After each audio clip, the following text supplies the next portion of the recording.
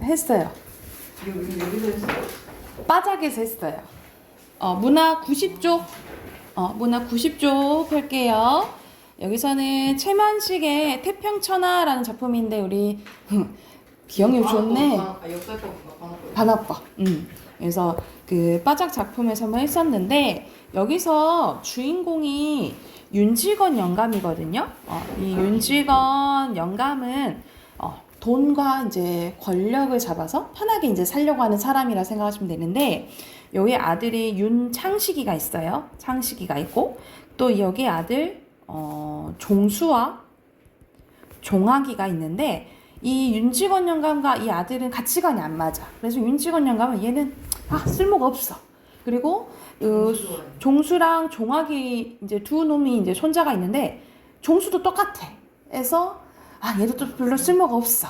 근데 그나마 믿을 만한 게 이 종학이에요. 그래서 이 종학이가 일본에 유학 간 상황이라고 생각하시면 돼요. 유학 가서 지금 대학교 졸업만 하면 이제 경찰 돼가지고 경찰서장 될 만한 이제 인재인 거야. 그래서 이 상황인데 윤주사는 거의 좀 결말쯤이에요.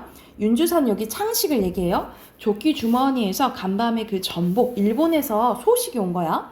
전보를 이제 꺼내서 부친 윤직원 영감께 이제 전합니다. 윤직원 영감은 채듯 전보를 받아 쓱 들여다보더니 커다랗게 읽습니다. 물론 원문은 일문이니까 몰라보고 여기서 일본어란 소리야. 그래서 여기서 이때 배경이 일제 강점기 때예요. 윤주산의 처사 민서방이 번역한 그대로죠. 그래서 민서방이 번역해 준 거야. 종학 사상관계로 경시청을 피검이라니 이게 무슨 소리다냐? 종학이가 사상관계로 경시청에 붙잡혔다는 뜻일 테죠. 사상관계라니 그놈이 사회주의에 참여를 했다라는 거. 하면서 아까보다 더 크게 외치면서 벌떡 뒤로 나동그라질 뻔하다가 겨우 몸을 가눕니다. 윤직원 영감은 먼저 해서 몽치로 뒤통수를 얻어맞는 것 같이 멍했지만 이번에는 앉아있는 땅이 지함을 해서 수천길 밑으로 꺼져가는 듯 정신이 아찔했습니다. 그러나 그것은 결단코 자기가 믿고 사랑하는 종학이의 신상을 여겨서가 아닙니다. 윤직원 영감은 시방 종학이가 사회주의를 한다는 그 한 가지 사실이 진실로 옛날에 드세던 불화당패가 백길청계로 침노하는 것보다 더 분하고 무서웠다라는 거예요. 그래서 여기서는 윤직원 영감이라 나오고 심리가 나오죠. 그렇죠? 그래서 시점은 그렇지. 전지적 작가 시점이란 걸 할 수 있고 자 덧붙여 뭐라 얘기하냐면 진나라를 망할 자 호라는 예언을 듣고 이제 진나라가 망한다라는 이야기를 들은 진시황이 만리장성을 이렇게 쌓았다 이 말이야. 그는 진나라의 망한 자 호가 아니오. 사실 그의 자식 호의 호자라는 것을 만약 알았더라면 눈으로 보지 못하고 죽었으니 오히려 행복이다 이 말이야. 그러니까는 진시황은 자기 자식이 자기 이제 나라를 망하게 하는 거를 못 보고 죽었잖아, 그치? 근데 지금 윤직원 영감은 자기가 살아있는데 지금 집안이 망해가는 꼴을 보고 있는 거잖아, 그쵸? 그래서 오히려 진시황이 행복하겠다라고 서술자가 얘기해준 부분이에요. 그래서 이 부분은 서술자가 개입한 부분이라고 보시면 되겠죠. 사회주라니 윤직원 영감은 사람을 아무나 하나 잡아먹을 듯 집이 떠나게 큰 소리로 포효합니다. 그놈이 사회주라더니 그게 참말이냐? 참말이요? 하긴 그놈이 작년 여름에 나왔을 때쯤 그런 기미를 보이긴 좀 했어요. 그러면 참말이구나. 그럼 참말이요. 윤직원 영감은 이마로 얼굴로 땀이 방울방울 배어오릅니다. 그를 쳐 죽일 놈이 깎아주고 닦아준 놈이 그러니까 완전 믿는 도끼에 발등 찍힌 거죠. 그놈이 경찰서장 달아니까로 생반 사회주의로 하다가 냅다 경찰서에 오히려 잡혀버려? 오사 육시로 놈이 그놈이 그게 어디 당한 것이라고 지가 사회주의를 해요. 부자놈의 자식이 무엇이 대껴서 불화당패에 들어 하면서 이 불화당패라고 하는 것을 통해서 사회주의에 대한 윤직원 영감의 부정적 이제 인식이 드러난다라고 보시면 되겠죠. 아무도 숨도 크게 쉬지 못하고 고개를 떨어뜨리고 섰기 아니면 앉았을 뿐 윤직원 영감이 잠깐 말을 끊자 방 안은 물을 치듯이 조용합니다. 오죽이나 좋은 세상에 오죽이나 윤직원 영감은 팔을 부르거든 주먹으로 방바닥을 탕 치면서 성남황소가 영각을 하듯 이런 식으로 비유적 표현 나와요. 직유법 쓰였고 고함을 지릅니다.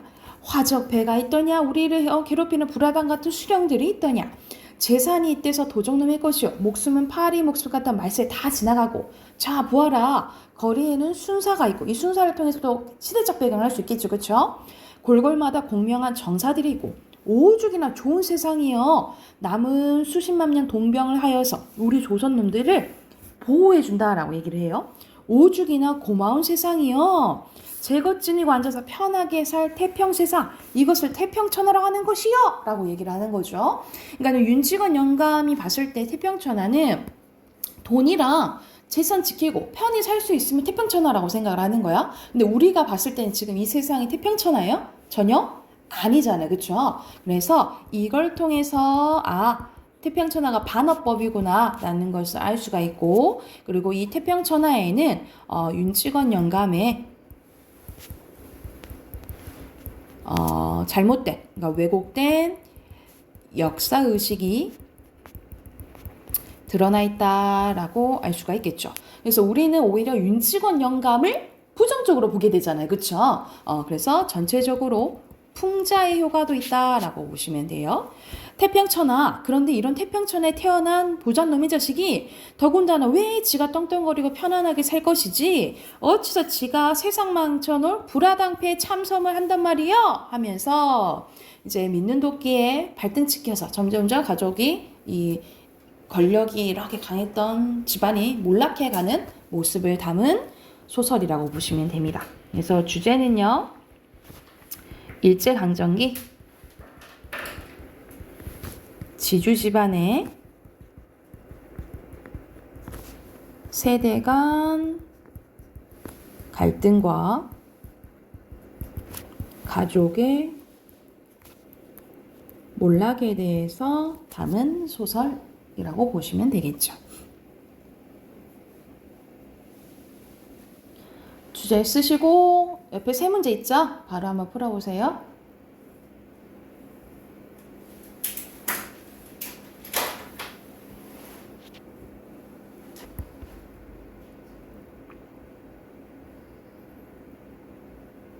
같이 봐볼까요? 1번은 알맞지 않은 거 1번 시간의 흐름 있어요? 맞고요. 그럼 4번 비유적 영각을 하듯 뭐 있었죠. 그쵸? 그리고 전제 작가 시점이고 여기서는 배경이 자세히 묘사되지는 않아요. 대화 위주로 돼 있죠. 4번이고요. 2번은 간단하죠? 서술자의 개입 또는 뭐 편집자적 논평 뭐 이렇게 써도 돼요. 그리고 여기서 윤직원 영감이 생각하는 태평천하는 어떠한 방법으로든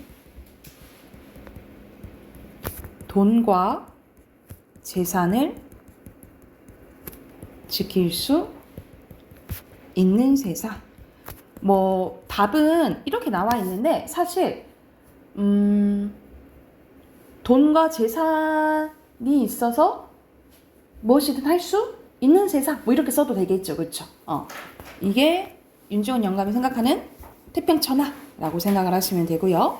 바로 옆에 작품 하나 더 나와 있죠. 눈길입니다. 이청준의 눈길이라는 작품인데 이거는 이제 어머니의 사랑을 담은 소설이라고 보시면 돼요. 내용 바로 봐보면 고등학교 1학년 때 형의 주벽으로 가게가 파산을 겪은 뒤부터 그리고 마침내 그 형이 세 조카아이와 그 아이들의 홀 어머니까지를 포함한 모든 장남의 책임을 내게 떠맡기고 그래서 여기서 1인칭 주인공 지점이에요.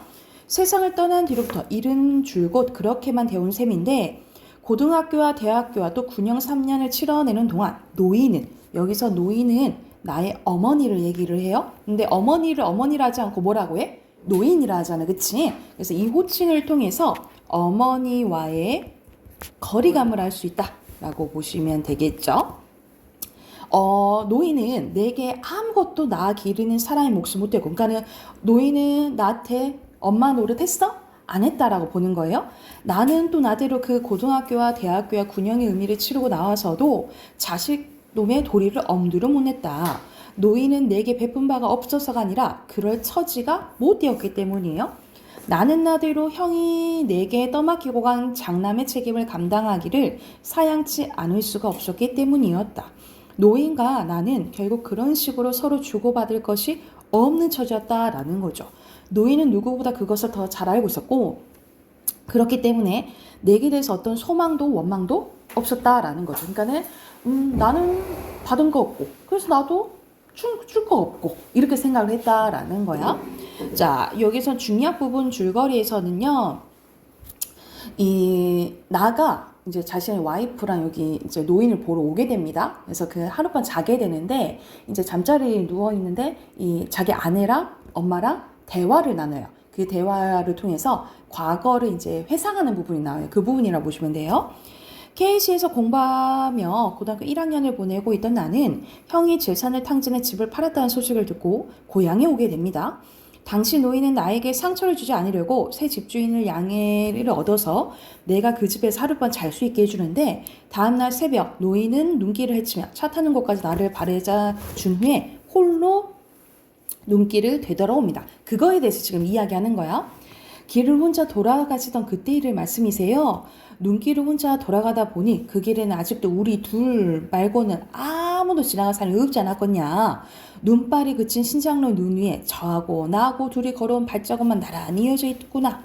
그래서 어머님은 그 발자국 때문에 아들 생각이 더 간절하셨겠네요. 간절하다 뿐이었겠냐? 신장로 지나고 산길을 들어서도 굽이굽이 돌아온 그 몹쓸 발자국에 아직도 도란도란 저 아그의 목소리나 따뜻한 온기가 남아있는 듯만 싶었지. 산 비둘기만 푸득 날아올라도 저 아그 넋이 새가 되어 다시 되돌아온 듯 놀라지고 나무들이 눈을 쓰고 서 있는 것만 보아도 뒤에서 금세 저 아그 모습이 뛰어나올 것만 싶었지야. 하다 보니 나는 굽이굽이 외지기만 한 그 산길을 저 아그 발자국만 따라 밟고 나왔더라. 내 자서가 너하고 둘이 온 길을 이제야 이 몹쓸 늙은 거 혼자서 너를 보내고 돌아가고 있구나 라고 얘기했다는 거죠. 그러니까 이 이야기를 들으면서 사실 나는 엄마가 엄마 노릇을 안 했고 굳이 엄마가 나를 막 사랑한다거나 걱정한다거나 이런 것을 많이 못 느꼈어요. 근데 이런 것을 보니까 아, 엄마가 그래도 나를 사랑하고 걱정했구나 라는 걸 점차 이야기를 들으면서 알게 되는 거예요. 어머님 그때 우시지 않았어요? 울기만 했겠냐? 오목오목 디뎌온 그 발자국마다 한도 없는 눈물을 뿌리고 돌아왔지. 내 저사가 부디 몸이나 성이 지내거라. 부디 너라도 좋은 운 타서 복받고 살거라. 눈앞을 가리도록 눈물을 떨구면서 눈물로 저 악글만 빌고 왔지. 노인의 이야기는 이제 다 거의 끝이 나아가 있는 것 같았는데 아내는 이제 할 말을 잊은 듯 입을 조용히 다물고 있었다. 그런 뒤 그 서두를 것도 없는 길이라 그릉저릉 시름없이 돌아온 발걸음이 그래도 어느 참에 동네 뒷산에 당도해 있었구나. 하지만 나는 그 길로 차마 동네를 바로 들어설 수가 없어서 제 등 위에 눈을 쓰고 아직도 한참이나 시간을 기다리고 앉아 있었다라는 거죠. 그러니까 바로 그 동네를 못 들어갔다 이 말이야. 어머님도 이제 돌아가실 거처가 없어졌던 거지요. 한동안 조용히 입을 다물고 있던 아내가 이제 더 이상 참을 수가 없어진 듯 갑자기 노인을 추궁하고 나섰대요. 그녀의 목소리는 이제 울먹임 때문에 떨리고 있었다. 나 역시 이젠 더 이상 노인을 참을 수가 없었대. 이제나마 노인을 가로막고 싶었다라는 거죠. 왜냐하면 자기는 이제 주고받을 것이 없다라고 생각했는데 엄마가 이렇게 얘기하면 자기는 얼마나 또 미안하겠어, 그치? 그래서 더 이상 막 듣고 싶지 않았던 거야. 아내의 추궁에 대한 그 노인의 대꾸가 너무나 두려웠대. 노인의 대답을 들을 수가 없었다. 하지만 그 역시도 불가능한 일이었다는 거죠. 나는 아직도 눈을 뜰 수가 없었다. 불빛 아래 눈을 뜨고 일어날 수가 없었는데 사지가 마비가 된 데 가라앉는 때문만은 아니었다. 졸음기가 아직 아쉬워서도 아니었고 눈꺼풀 밑으로 뜨겁게 차오르는 것을 아내와 노인에게 보일 수가 없었다라는 거죠. 그러니까 그 이야기를 들으니까 뭐가 났다 이 말이야? 눈물이 났고 이제 어머니의 진심에 대해서 알게 된 거죠. 그것은 너무나 부끄러웠기 때문이었다. 아내는 이번에도 그러는 나를 잘 알고 있었다라는 거죠. 여보, 이제 좀 일어나 보세요. 일어나서 당신도 좀 말을 좀 해보세요. 그녀가 느닷없이 나를 세차게 흔들어 깨웠다. 그녀의 음성은 이제 거의 울부짖음에 가까웠는데 그래도 나는 일어날 수가 없었다. 뜨거운 것을 숨기기 위해 눈꺼풀을 꾹꾹 눌러 참으면서 내처 잠이 든 척 버틸 수밖에 없었다라는 거죠. 음성이 아직 흐트러지지 않고 있는 건 오히려 그 노인뿐이었는데 가만두거라. 아침길 나서기도 피곤할 것이니 고나게 자고 있는 사람 무엇하러 그러냐. 노인은 일단 아내 행동을 말려두고 나서 아직도 그 옛 이야기를 하는 듯한 아득하고 차분한 음성으로 당신의 남은 이야기를 끝맺어가고 있었대요. 그럼 이것만은 네가 잘못한 것 같구나. 그때 내가 뒷산 제등에서 동네로 바로 들어가지 못하고 있었던 건 말이다. 그건 내가 갈 데가 없어. 그랬던 거 아니란다. 산 사람 목숨인데 설마 그때라 누구네 문간방 한 칸이라도 산 몸뚱이 깃들이네 마련이 안 됐겠냐. 갈 데가 없어서 아니라 아침 햇살이 활짝 퍼져 들어 있었는데 눈에 덮인 그 우리 지붕까지 햇살 때문에 볼 수가 없더구나. 더구나 동네에서 아침 지는 연기가 한참인데 그렇게 시린 눈 해가지고 막 이제 햇살 때문에 이제 눈이 시렸던 거지, 그치? 그 햇살이 부끄러워서 어떻게 동네 골목에 들어설 수가 있더냐. 그놈의 맑은 햇살이 부끄러워서 그런 엄두가 안 생겨나더구나. 그러니까 왜 부끄러운 거야? 사실 아들 때문에 집도 잃고 막 이렇게 하긴 했지만 그 집을 지키지 엄마가 못한 거잖아. 그쵸? 그거에 대한 어머니의 죄책감이 들었던 거죠. 그러니까 나의 가정도 지키지 못하고 그래서 가정을 지키지 못해서 이 아들을 멀리 이렇게 보내야 되는 상황인 거잖아요. 그쵸? 그래서 못 들어가고 있었다라는 거야. 그런 엄두가 안 생겨서 시린 눈이라도 좀 가라앉히고자 그래서 내가 앉아 있었다라는 거예요. 그래서 그 이야기를 듣고 나중에는 이제 어머니와의 거리감이 좁혀져서 여기서는 이제 호칭을 노인이라 했었잖아요. 그쵸? 근데 이제 나중에는 이제 어머니라고 이제 바뀌어요. 그래서 이제 갈등이 해소되는 부분이라고 생각하시면 됩니다. 그래서 주제 쓸게요. 밑에 주제는요. 어머니의 무한한 사랑에 대한 깨달음과 인간적 화해에 대해서 다룬 이야기라고 보시면 됩니다. 여기 또 세 문제 있죠? 바로 풀어보시면 되겠죠?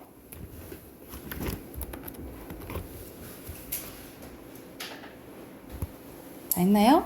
자, 4번 보면은 여기서 가장 적절한 것은 괜찮니?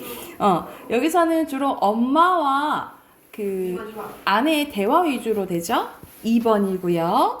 그리고 5번의 발자국에 대한 내용이죠. 알맞지 않은 것은 오히려 그것을 알고 거리가 더 가까워지죠. 5번입니다. 그리고 6번에 이건 엄마의 죄책감이 조금 드러난다 했잖아요. 그쵸? 5번입니다. 자, 비문학 펴세요. 5번이에요. 여기서는 그게 조금 더 강해요. 자기에 대한. 한수. 자, 비문학 독서 84쪽이에요. 팔이 아파서 어떡해요? 팔이 아파요. 마사지 좀 하세요. 퍽 소리가 난대, 퍽 소리가.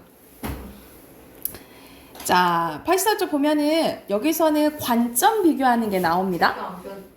펴세요. 저 치유 때문에 원래 못했어요.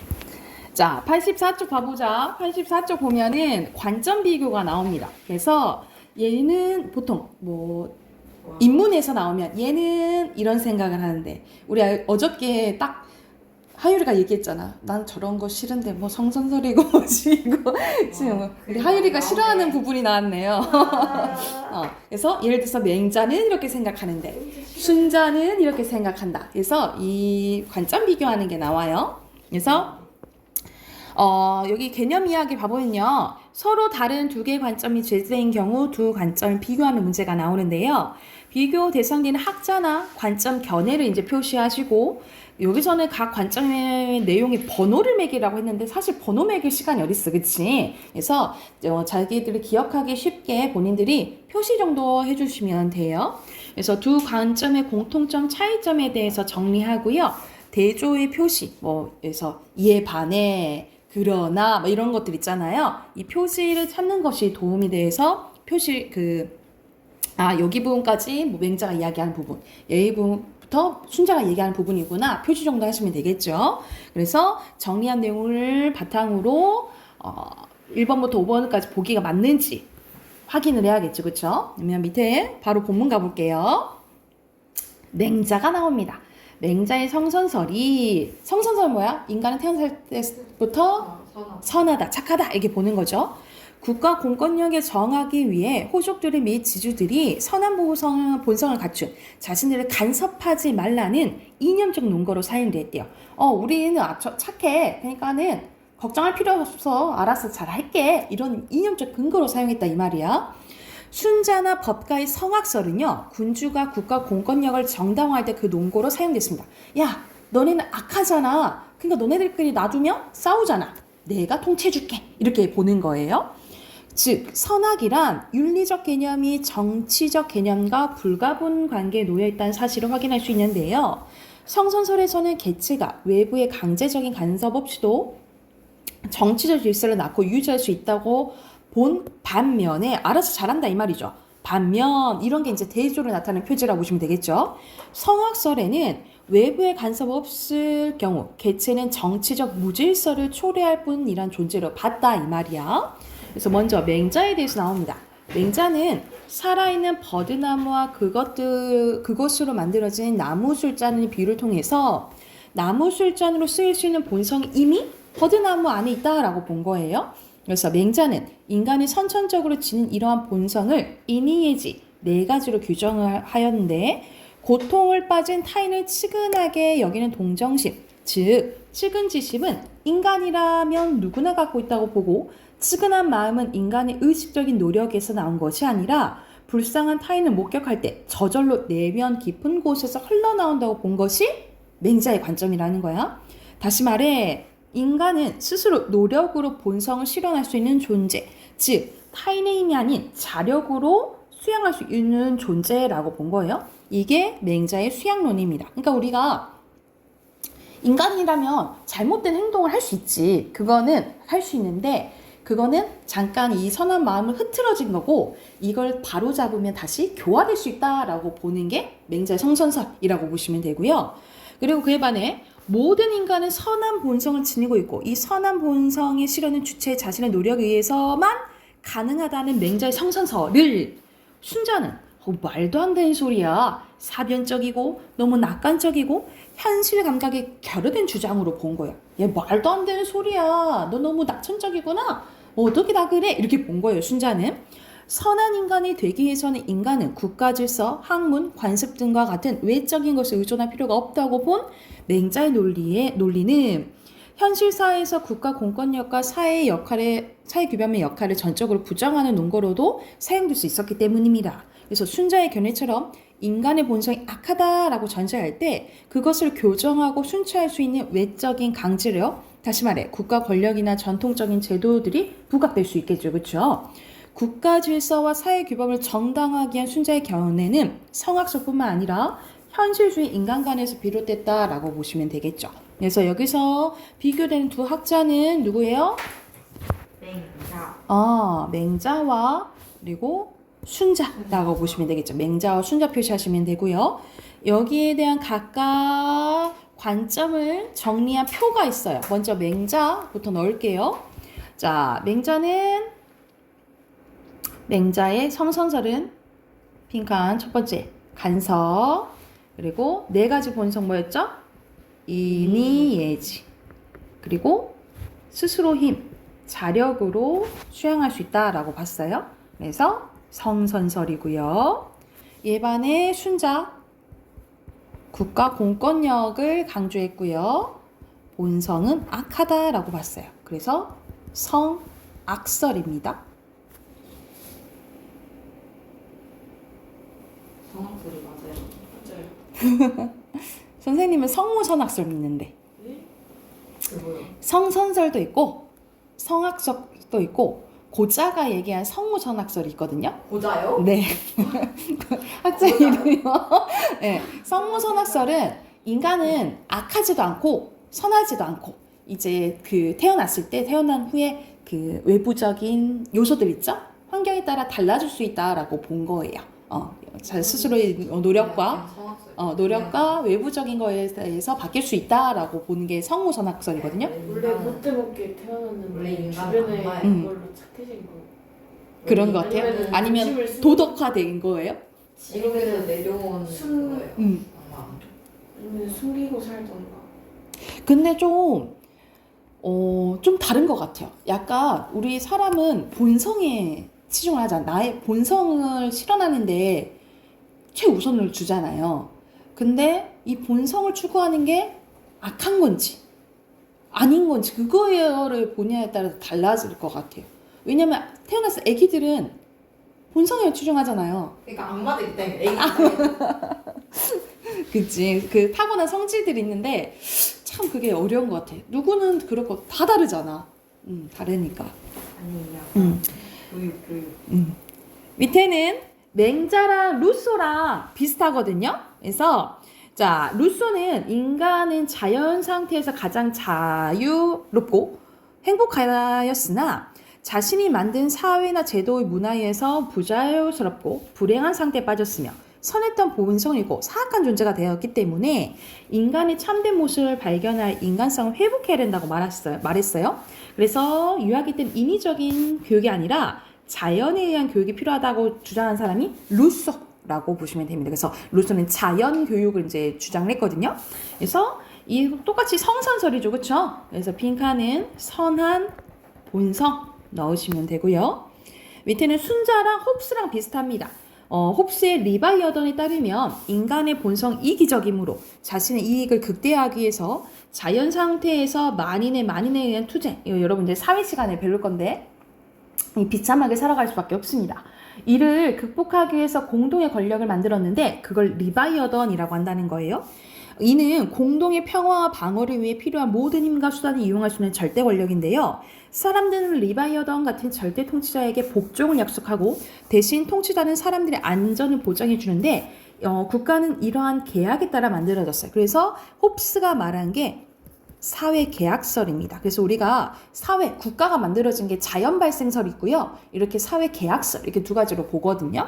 그래서 이건 홉스랑 순자의 공통점은 뭐예요? 성악설인 거지, 그치? 그래서 인간은 이기적인 욕망에 따른다 라고 보시면 되겠어요. 그래서 뒤에 보시면 이렇게 관점 비교하는 문제가 나와요. 86쪽부터 문제 바로 풀게요. 89쪽까지. 네. 보라색이 더 좋지. 파란색 기미가 없네. 자, 86쪽 빈칸. 여기서는 최저소득 보장제랑 기본소득제 여기 표시하시면 되고요. 그리고 빈칸 최저 생계비 쓰셔도 되고 그냥 생계비 쓰셔도 되고 그 다음에 현금 어떻게 이래요? 현금 뭐라해? 그리고 3번의 순서대로 XOO입니다. 그리고 오른쪽에 필론주의 필연주의 자 아니에요. 필론주의에 대해서 얘기하는 건데요. 5번의 순서대로 O, X, O 줄팍한 거 아니에요. X입니다. 어떻게 이러냐고요, 저한테. 그리고 6번에 의심. 자, 여기서는 인성론에 대해서 나오죠. 근데 다양한 견해가 나오잖아요. 2번이고요. 그리고 2번에 이건 앞에서 선생님이랑도 같이 했지. 정치적 이념과 윤리적 이념이 불가분 관계라 했잖아요. 그쵸? 3번이고요. 그리고 3번 이것도 앞에서 했던 거네. 그치? 둘 다 이기적으로 보죠. 1번입니다. 이걸 맞추네. 그리고 4번에 기억이 고자고 니은이 맹자 그리고 디귿이 순자에 대한 내용이에요. 여기서 알맞지 않은 것은 2번입니다. 오히려 여기서는 장발장에게 선물을 준다고 이제 쉴드 쳐준 거잖아. 그치? 근데 이건 귀격하려고 한 게 아니라 오히려 반대가 되겠죠. 그쵸? 2번입니다. 여기가 됐을까요? 기억 냉장고를 물어보면 오늘도 문법을 못했네. 문법 채점할까요? 다음 주에 할까요? 네. 그러면은 다음 주에 채점하고 단어 21, 22 외워오세요. 아셨죠? 오늘 왜